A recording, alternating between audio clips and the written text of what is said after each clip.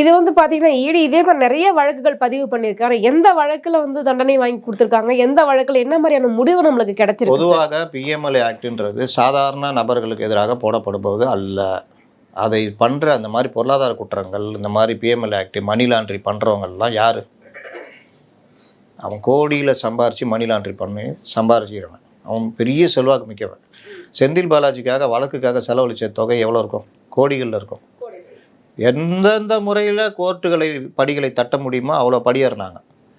அதை வச்சு சட்ட மாணவர்கள் அவ்வளோ விஷயம் தெரிஞ்சுக்கலாம். அவ்வளோ விஷயம் அதில் புதுசு புதுசாக கண்டுபிடிச்சி வழக்கு போடுவாங்க. உச்சநீதிமன்றம் அடிக்கும், இடி தனியாக கொண்டு வரும். இந்த மாதிரி பல இது இப்போவும் வழக்கு போட்டுட்டு 2000 பேரை கொண்டு போய் சேர்க்குறாங்க சாட்சிகளாக. 2000 பேரை விசாரிக்க எத்தனை வருஷம் ஆகும்? கோர்ட்டு நடைமுறையில் 200 வருஷம் ஆகும்.